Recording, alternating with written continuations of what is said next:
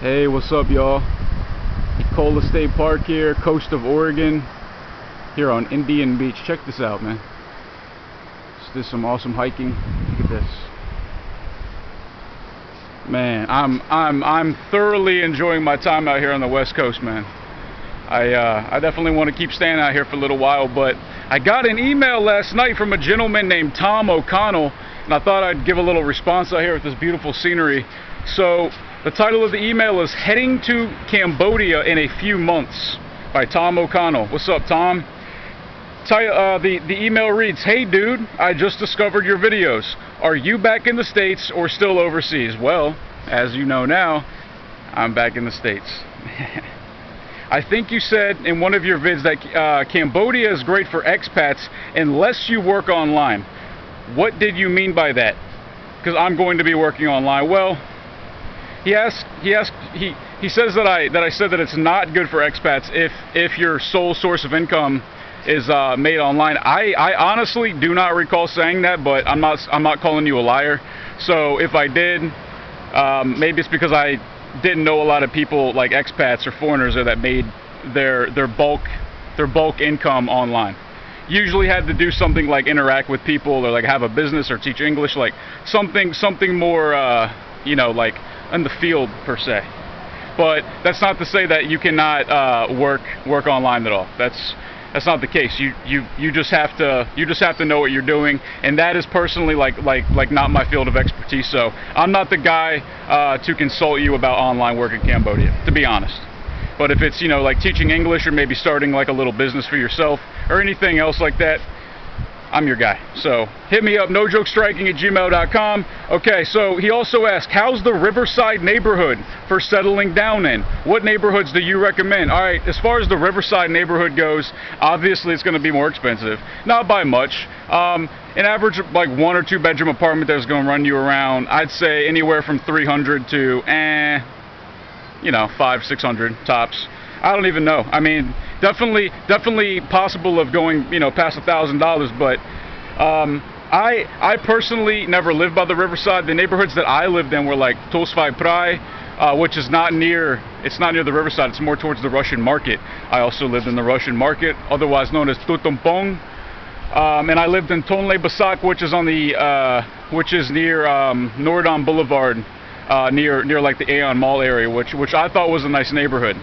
So I would suggest neighborhoods personally like Tutumpong, because there's a growing expat community there. So you could probably make some, you know, some friends that, you know, that you can better assimilate to possibly. There's a lot to do around there, and it's a lot more affordable, at least for now, until it gets more gentrified. So other neighborhoods would be, like I said, like Tonle Basak. Dude, I mean, the best thing to do, a couple of things that I would suggest to anybody watching this right now to get an apartment, just a few things I would suggest.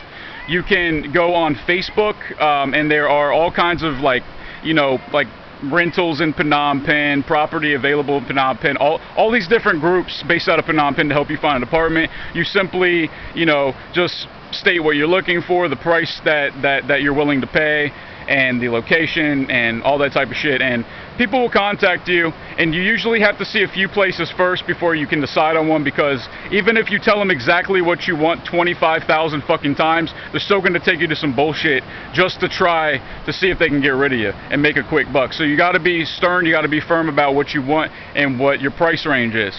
Another thing is just to simply walk around town on foot.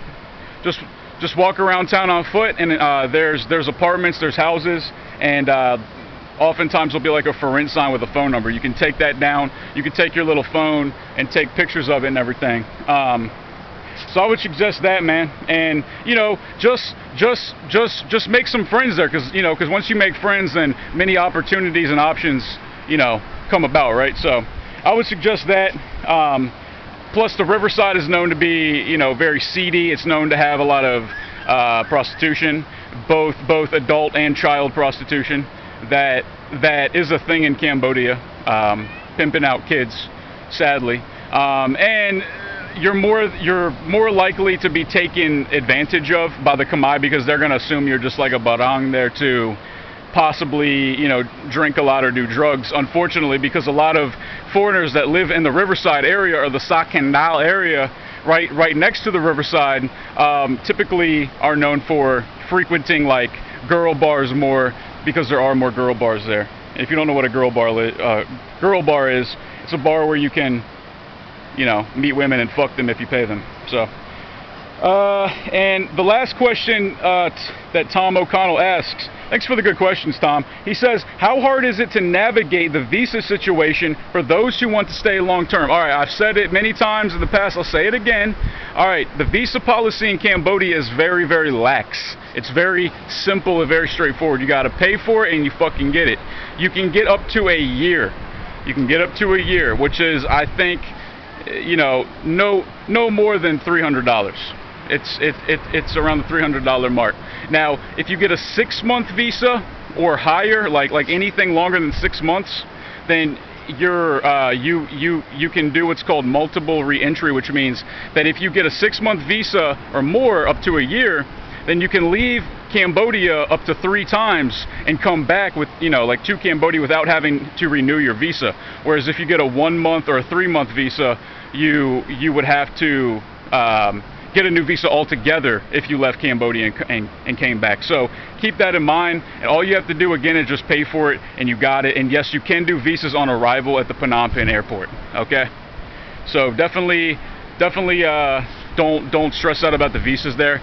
And if you want to renew your visa after the airport and you've already settled down in Phnom Penh, any kind of like travel agency, tour guide shop, anything like that will have that. And oftentimes your landlord or guest house owner will like direct you to that, or they can even do it themselves. So that's pretty ideal, man. Dude, life in Cambodia is very, very easy. Just stay out of the political scene. Don't be a dick to people, and understand that in Cambodia everything is negotiable. Damn near everything is negotiable. So keep that in mind. Have some fucking confidence in yourself, man. All right, walk with your chin up, sir. All right, guys, I appreciate you guys watching. Shout out to everybody on the West Coast. Shout out to Oregon, man. I'm really enjoying my time here. Shout out to Cambodia and you, Mr. Tom. What was it? Tom O'Connell. Thank you, sir. You sound Irish as fuck. My email, nojokestriking@gmail.com.